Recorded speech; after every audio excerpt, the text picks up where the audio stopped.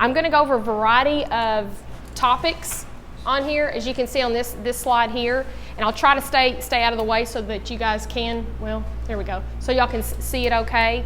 But I'll try to get through it quickly too, because this can drag on for more than 30 minutes, and I wanted to try to keep it within a 30-minute time frame. Okay. Well, I'm going to ask a question that I think probably most of us know. You know somebody with diabetes, and you know somebody with diabetes. You guys know? Yes. So 100% in here. And pretty much that's what it's been in every class. And I thought, dadgummit, we need to do a class on this. Yeah, my uncle just he finally had to start taking the insulin shots.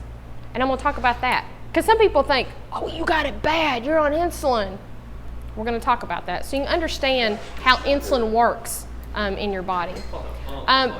But it is on here, as you see this first slide on here, it's where your blood sugar level is higher than what it should be. And we're going to talk about what those numbers are. So this right here is just talking about the symptoms of diabetes. Increased urination, increased thirst, increased hunger. I put these down here because if the doctor starts talking in medical terms, you have an idea what in the world he's talking about. Because I like to be simple, because I know when I see the doctor, it's like, what's that? Whenever I was diagnosed when I was 11, that first symptom up there, I was peeing nonstop. I mean, I could go use the bathroom, go pee, and then in an hour I had to go again. I couldn't make it through the night to sleep. I had to get up to have to go pee. So that about 3 times. So that was one of my symptoms there. And I'll talk about some of my other symptoms here in just a little bit. But even though I do have the disease, if my blood sugar is running high, I still have some of those symptoms. But before I was diagnosed, I definitely had those, and they were enhanced. It was even more so versus now. I can tell, hey, you know what? I think my blood sugar's running kind of high. The second one, increased thirst. It's a thirst you can't quench. And I give the example in other classes. I mean, don't just be drinking. Be at home where I'm not working, and just get enough. Just keep on. And also too, I've had guys tell me that you guys work outside, so you're going to lose a lot of sweat. So it's important that you look at what are you drinking to make sure you're quenching that thirst. So it's not to say because you have increased thirst you have diabetes. I'm just putting up symptoms up there. If you're taking in caffeinated drinks, you're constantly going to be thirsty, because caffeinated drinks like Coke and tea and coffee, they're not going to keep you hydrated. But that's a whole nother talk on that. The other one, increased hunger. Blurred vision. You see that little box there? That's what I'm talking about, blurred vision. People think, well, I'm getting old, so I can't see as clearly. No, that's kind of what the vision looks like. And I've had people tell me when their blood sugar improved, then they could see like this right here. It's a lot more clear. Dry, itchy skin, tiredness, I mean, you're just wiped out. And again, I know the work that you do makes you feel that way. So I'm not putting these up here to freak you out thinking I've got diabetes. It's making you familiar with them. And some of you have family that have these symptoms as well too. And you can probably be like, oh, that's why mom was always tired all the time and her sores never would heal up. Weight loss is real common with type 1 diabetes. And I'm going to explain that here in just a little bit, what type 1 and type 2 is. Just want to put this slide in here because Kentucky ranks 4th in the nation for the number of people with diabetes. And I've asked the other classes, do y'all have any idea why? Why are we like the top 5 for people with diabetes? What? Does that affect your weight if you don't have real good eating habits? Yeah. Weight is a big factor with type 2 diabetes. And that's what we'll talk about here in just a second. This defines the 3 main types of diabetes. There's type 1. There's not a whole lot of people with type 1 diabetes. It only makes up about 5% of the diabetic population. Then there's type 2 diabetes. 95% of people with type 2 diabetes, 95% of the diabetic population has type 2 diabetes. And then there's gestational. That's with women. You probably remember when you were pregnant, we had to get checked.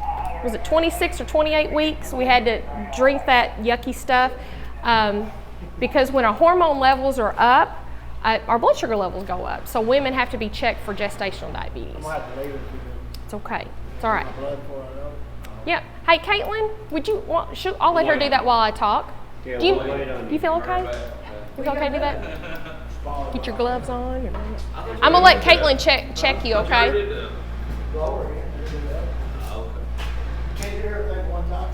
These are now. Don't scream out because this is on video. Type 1 diabetes. This is more common with younger people, but I want to explain the difference between type 1 and type 2. Look at the second point up here. It's where the pancreas stops producing insulin. That's the big difference between type 1 and type 2. When I was diagnosed at 11, my pancreas stopped making insulin. And you're probably going, well, what's the big deal about that? When you eat, insulin gets your food and gets it into your cells, your fat cells and your muscle cells. So every time that I'm eating, my food's just staying in my blood. That's where you get the term blood sugar. But the food's just staying in my blood. So when they check my blood sugar at the Simpsonia Clinic, my blood sugar is in the 800s. So you can see why, because the insulin wasn't there to get that food out of my blood system. I have type 1. And I was diagnosed when I was 11. So the treatment that they tell me, the first thing I'm gonna have to start taking is insulin. And I'll talk about that here in just a little bit, but I really want to clarify, there's a difference between type 1 and type 2. People with type 2 diabetes, they still make some insulin. It just may not be working like it should, or they're not making enough of it. So that's the difference between type 1 and type 2. Does that make sense? Well, see, my mom was telling me about my uncle. He used to be able to just control by what he ate. Mm-hmm. And then now he has to take the shot. Now he has to take shots with that. And type 2 can progress to where they'll need insulin. It definitely can do that. But some people can go years just control it with what. He went long. Yeah, I think he was diagnosed in his 30s, and he's 68, 69. Wow. So he's gone. That's great. He went a long time. He's gone a long time. He had a lot when he was younger. He had a lot of problems with his weight, and he finally got that. Down. Okay. Got it under control and lost a bunch of weight, but now. Yeah, he's using the insulin now. Okay, and that is the progression of type 2 diabetes, because that pancreas will end up where it's not making any insulin at all. But when they're first diagnosed, they're making some, just not enough. Let me show you a picture on here of what it looks like in someone that is not making insulin. This first picture on here, this is in the 1920s, and this girl obviously has type 1 diabetes. Now, before the discovery of insulin in the 20s, you died from it because your body just starves to death. But they started her on insulin injections, and look at what she looks like. And again, what does insulin do? It picks up the food you eat and gets it into your fat cells, gets it into your muscle cells. That's what insulin does. So you can see with type 1s, they gotta have that insulin. They gotta get that. People that are skinny Well, that's an excellent point. He's saying, are they usually skinny with type 1s? The issue with that is, if you look at this first picture here, the food is not getting into her muscle or fat cells. The food's not getting there. So when they started her on insulin, the insulin got the food and got it into her cells. But what the body will do before she started on insulin, the body will go into like another mode, you gotta feed me. So what it does is it starts to break down muscle. So that's why she's so thin. She not only lost fat cells, she lost muscle cells as well too. Good point. Thanks for coming. I'm sorry you have to leave. Yeah.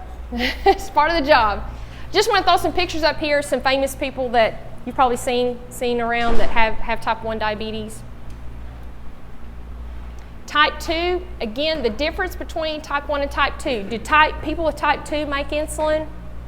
They do. They do make insulin. It just isn't working like it's supposed to, or they're not making enough of it. Now, type 1s, that's what I have. Do I make insulin? No, I do not make insulin at all. So I have to take insulin injections. And usually the symptoms of type 2 are gradual. A lot of times people think, well, I'm getting old. That's why I'm feeling this way. Well, it definitely could be. But we always like people to come get it checked. Just kind of like we were checking his screening there, or your yearly labs, get it checked out. And that's what you guys, I'm proud that y'all. You didn't get lab work done. What? You didn't get lab work done. When I got tested before I started here, they had me fast and everything. Okay. So that's why I'm proud that you're like, hey, it's in my family. I probably need to get checked. I probably need to learn about it. Before I started working here, I tried to get it checked at least once a year. Awesome. I think you were down here when I was down here in March, checking blood sugars. Yes. And I had all that stuff laid out there. Yeah, I think you were down here. Those are just some other famous people with type 2 diabetes. Just want to throw some pictures up there of that. Okay, who's at risk for type 2? The number one thing for type 2 is age. The older you get, the more at risk we are for anything. Yeah, diabetes is one of them. Stroke, heart attack, cancer, all of that.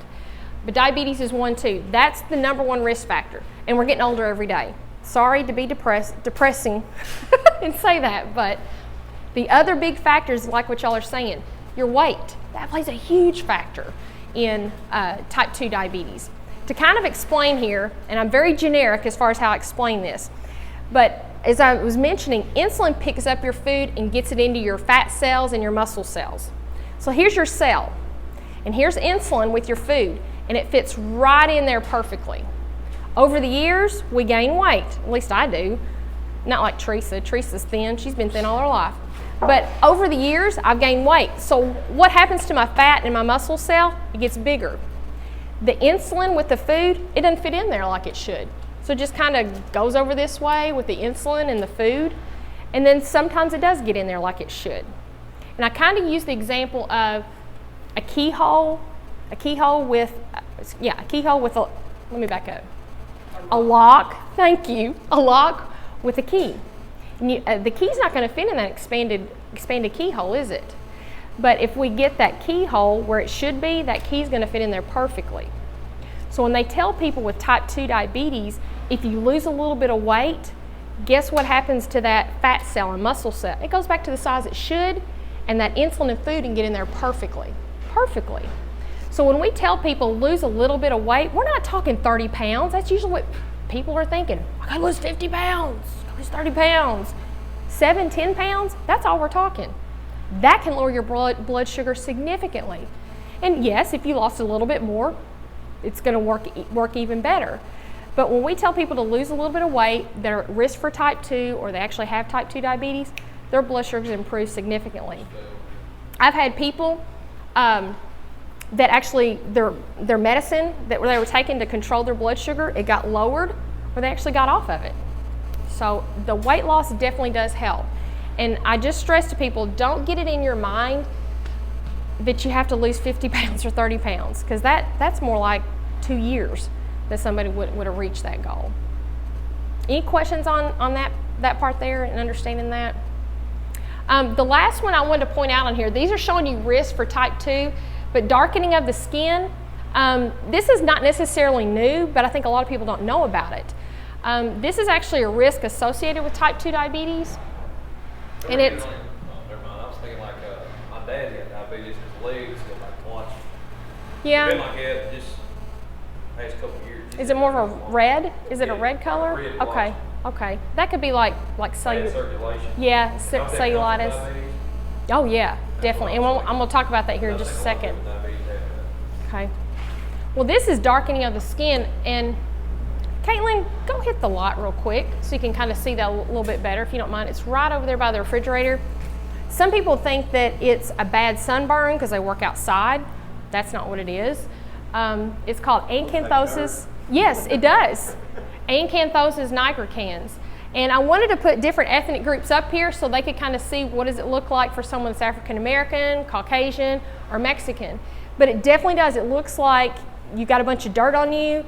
And I told the guys at James Marine, I know y'all work in filthy diesel and so forth, and you think your skin's stained. Have this checked out. You mainly find it in the armpit, the growing area, or your arms. That's mainly where you see this darkening of the skin and around your neck. So if you know somebody, you can go ahead and get the lights. If you know somebody with that condition, have them get checked out, because that is a risk factor associated with type 2.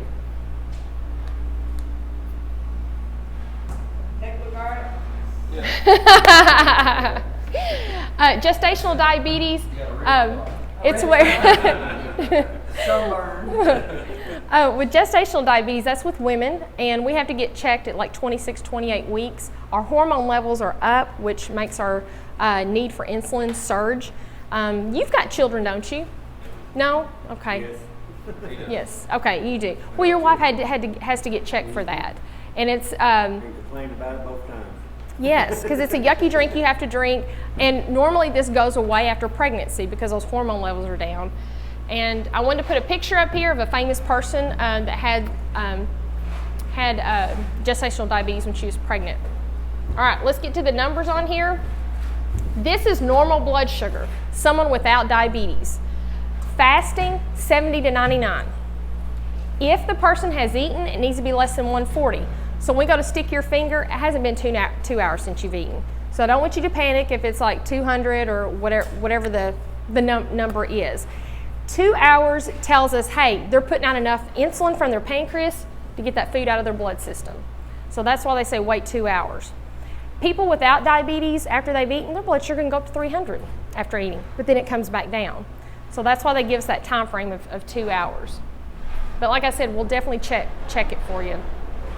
Okay, this right here lets you know what the diagnostic numbers are for someone being diagnosed with diabetes. A fasting number, like when y'all, Clayton, you did your lab work, I think you did too, Teresa.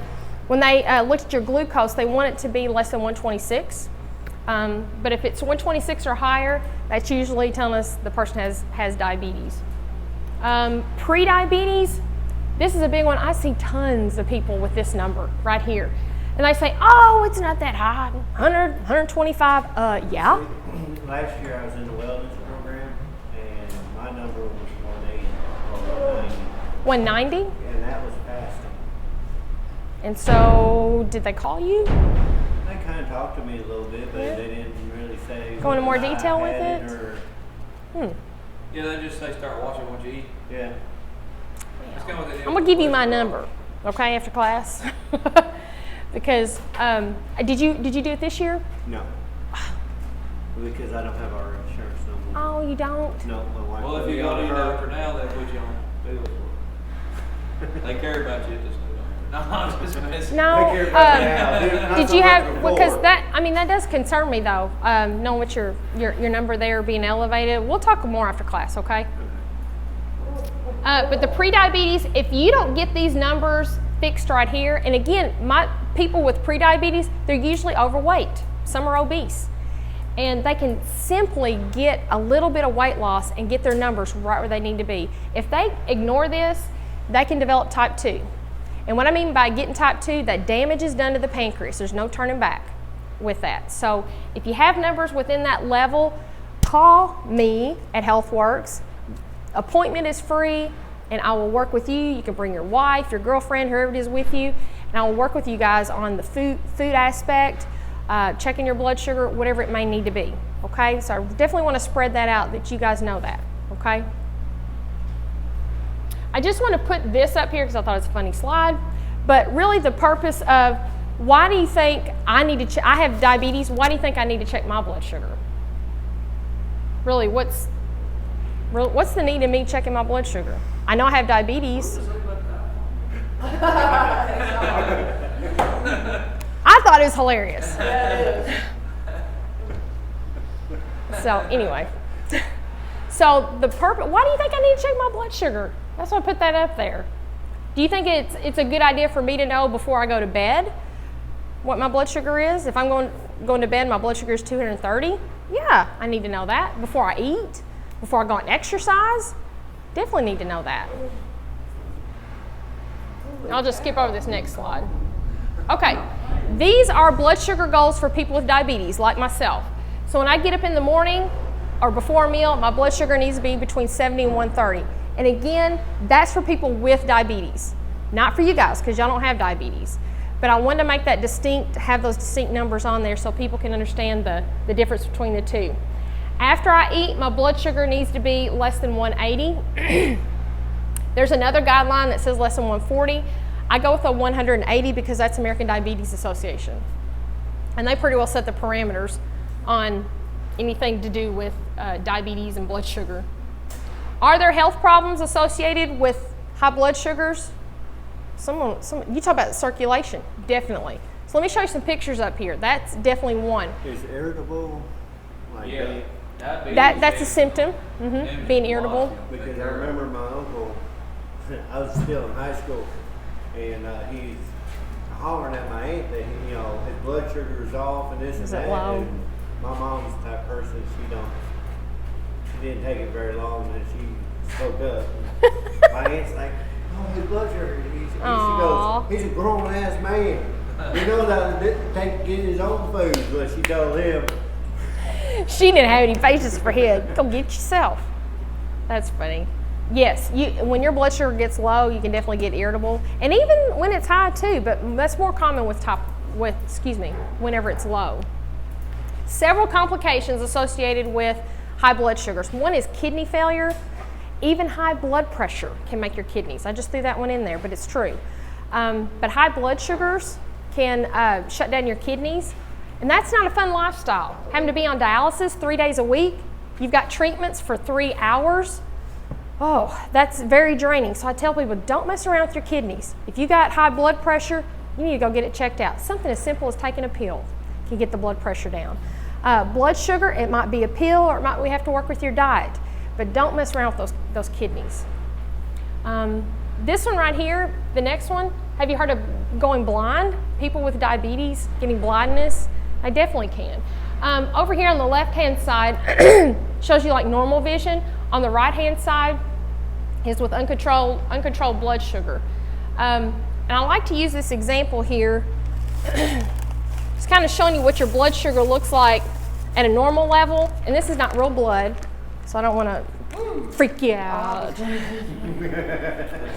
You can smell the Heinz ketchup in here. Ketchup, or I was Yes. going to say French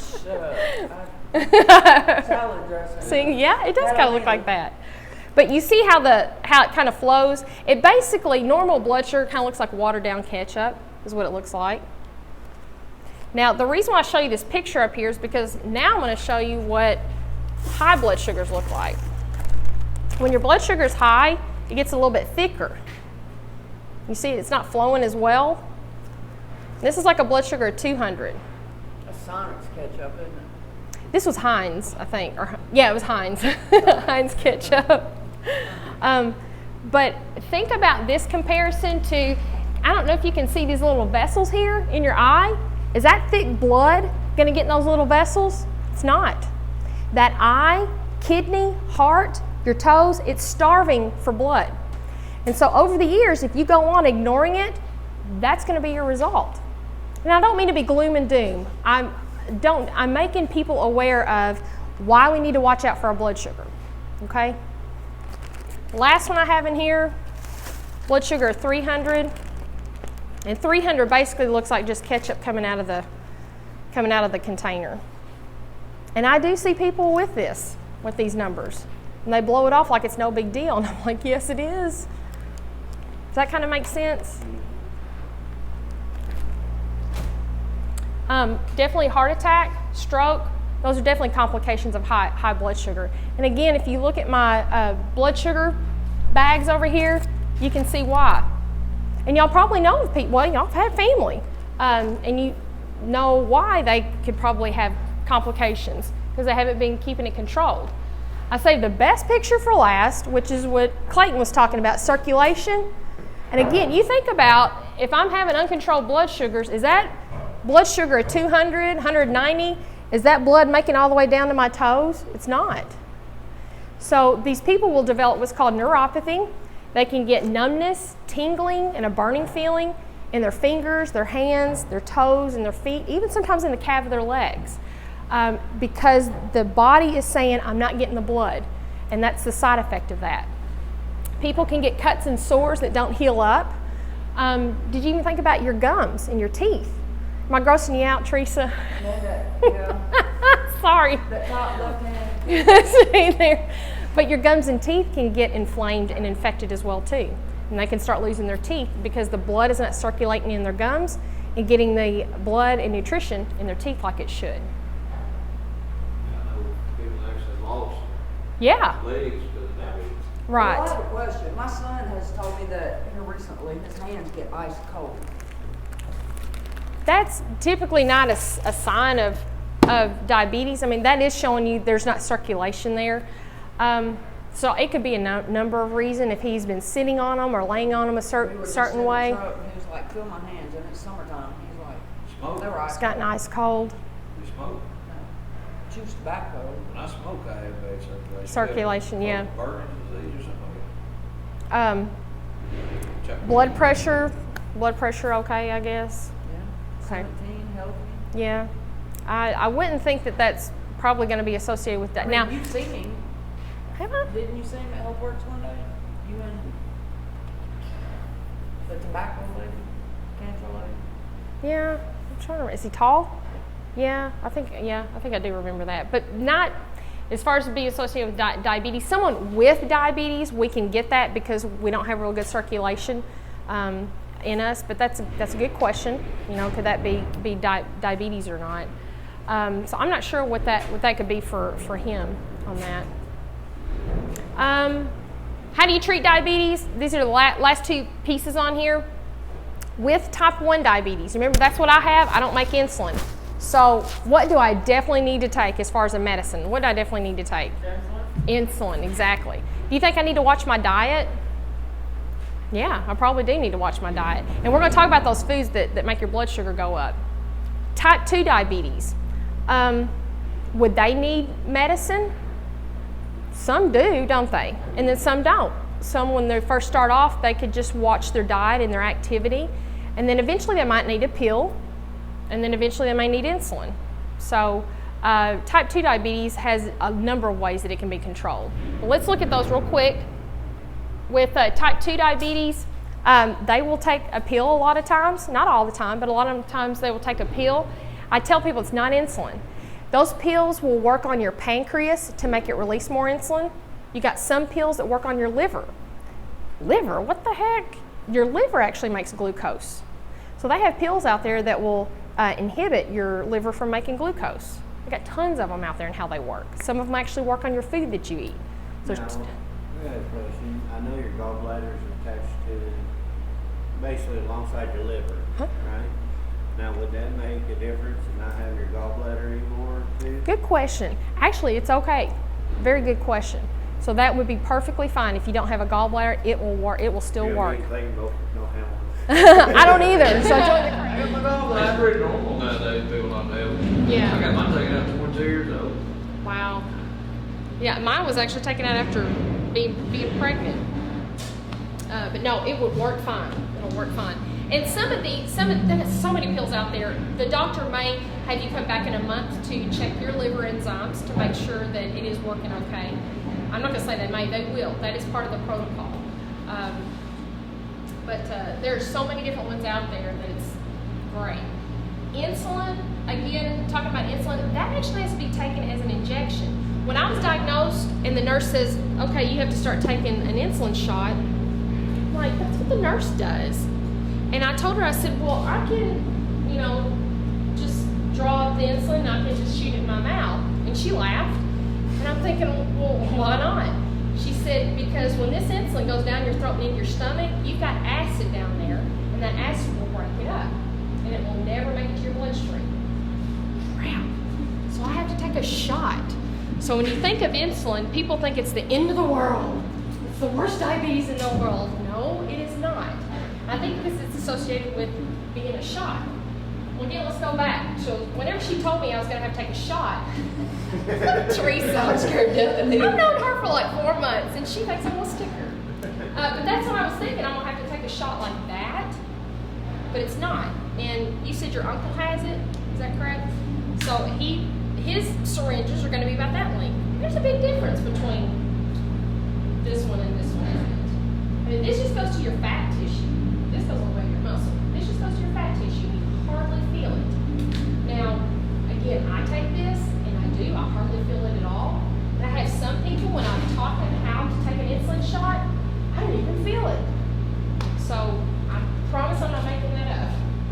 There is another, I love this alternative here. It's called an insulin pen. Have you went through that, or do you still use a needle? I'm going to tell you. But I did. I used to do this right here, using these shots. My grandma used those. So I'll show you what I do now here just a little bit. Does he use something like that? I don't know yet. Sure. My dad used it for a while. You don't have to stick yourself, just look No, at it. I've seen one day, you just twist it to the mouth. That's right. Push it. Yeah. You just dial up your dose. So if the doctor's put you on so many units a day, you can just dial it up and then take that shot. And again, look at the length of the needle. I mean, the length of that needle is nothing. Like a thumbtack. Yeah, exactly. And it's really thin, so you hardly feel it at all. And I bring this out just so people are not so panicked about you have to take insulin. And no, it does not mean that you have the worst diabetes, and it doesn't mean that you're that bad off. It does not. Go back to the physiology. When you eat food, insulin picks up that food and gets it into your cells. She's making sure you don't stick her. I know it. So again, like Clayton's saying, you just dial up your dose, you put it there, and stick it in. That quick. There's a cap that goes on here, and you put it in your pocket, and you're done. So what you were asking, Teresa said, well, what do you do? I used to do the vials of insulin, and this right here, but now I use this right here, which is phenomenal. I love it. It's called an insulin pump. Yes, it is expensive.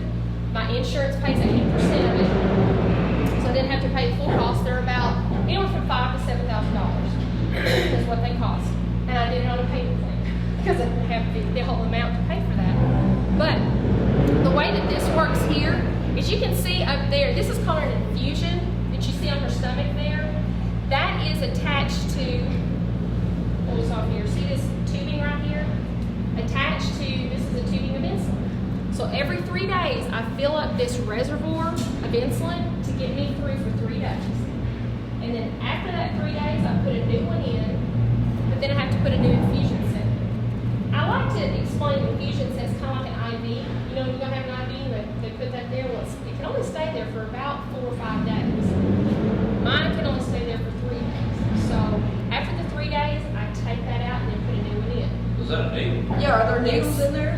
You see this right here? It's kind of hard to see with the light on, but that's about 6 millimeter. That's about the length of this right here. That's about the length of that. So that goes into my stomach, and then what I do is I actually pull the needle out. Once I pull that needle out, that's what stays on me right up there at the top. So it will give me, this insulin pump will give me insulin every hour. And whenever I sit down to eat, say like I'm drinking Coke or have a candy bar, I check my blood sugar, put in what my blood sugar is, and then put how much carbohydrate that I'm eating. And it calculates I up. figured it out. It figures it out. So, okay, wait, back to the needle thing. The needle is inside that pad. You said you pull it out. Yes, and I don't know how they designed it, but Like the needle is not in get the that light there. Oh. It's not, they don't stay in the body. So it just It leaves don't the stay in hole. your body. Right. All right, but doesn't your skin like fill that hole? If I could show you what it looked like, but mine's actually down on my OMG. leg. Mine's actually down on my leg. But this right here, there's like an inserter that I put this in, and I put that inserter on me, and press the button, and it goes in.